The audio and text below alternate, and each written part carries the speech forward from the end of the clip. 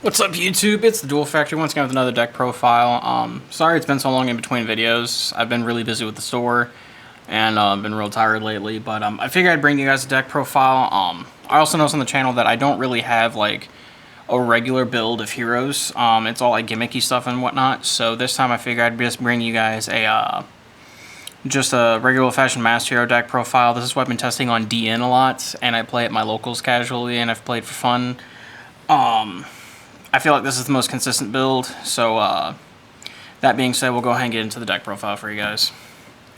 So we play 3 copies of Elements of Shadow Mist. I honestly don't like playing 3 Shadow Mist. However, I've been trying out a theory that my buddy Kyle brought up to play 3 Shadow Mist, because you can also play it with Allure Darkness. So we're playing that.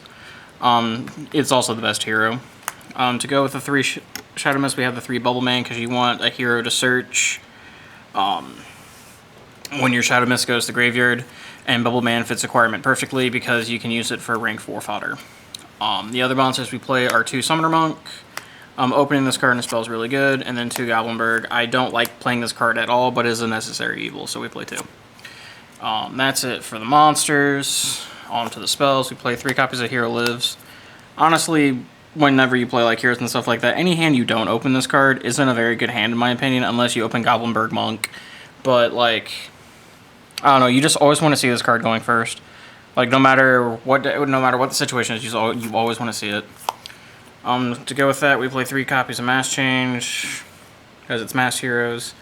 3 copies of E-Call because you want to see your Shadow Mist in hand as often as possible, especially when you can open Goblinberg Shadow Mist and stuff like that. Plus, you can use this to search fodder for Allure Darkness. The 1 copy of Rhoda to help facilitate the searching plays a little bit more. And then play 2 copies of Instant Fusion. Opening this with a way to make Dark Claw turn 1's really good. And then, like I was saying, the 2 copies of Allure Darkness we've been testing, it just ups the consistency and makes it to where you open a Hero Lives a lot more consistently and whatnot. And then the 1 Upstart for a 39 card deck. And that is the spells. On to the traps. We play 3 copies of Solemn Strike. I've been going between this and 3 Chaos Trap Hole, but I feel that Solemn Strike has a better overall versus Chaos Trap Hole, where Chaos Trap Hole is really good against like PK Fire and Monarch, but it's really bad against Pendulum, so that's why I want the 3 of this instead. But like I say, it keeps changing all the time. The 1 Warning, and then we also play 3 copies of Drowning Mirror Force.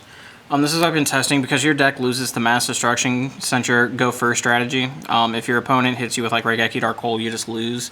If you open this card and your opponent blows out your board, it just gives you a way to be able to fight back. Also, we play 3 Call the Haunted. You play a real low monster count, so being able to bring your monsters back is really important. For the tech, I play 2 Phantom Knight's Wings. Opening a big board and being able to protect the law is very important in this deck, and this card lets you do it. Plus, 2,900 law is really hard to deal with.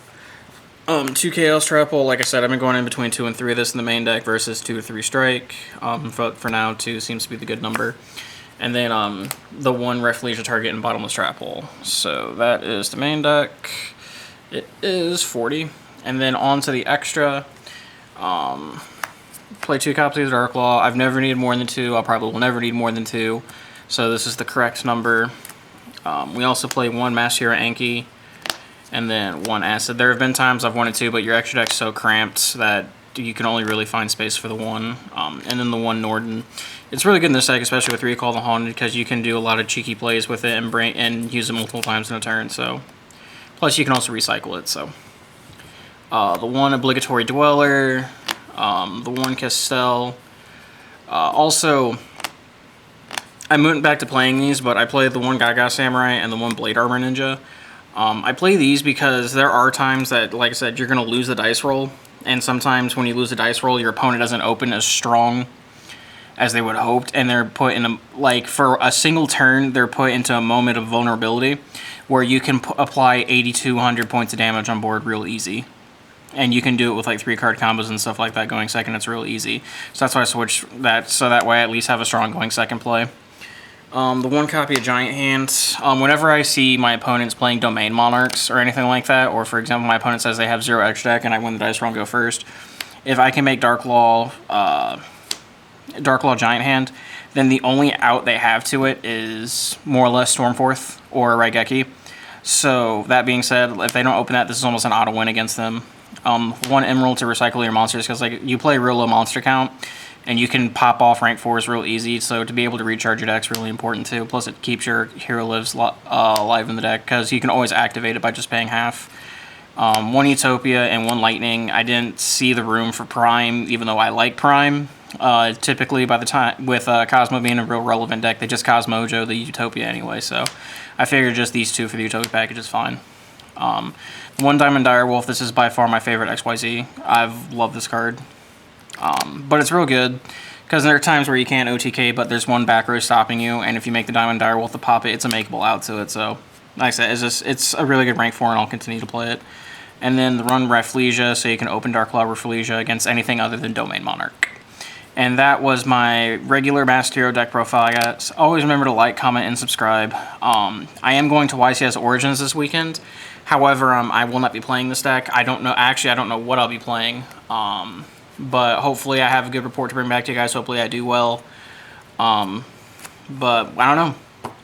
Hopefully I'll have a profile up either Sunday night or Monday, depending on how well I do. So, that being said, later, guys.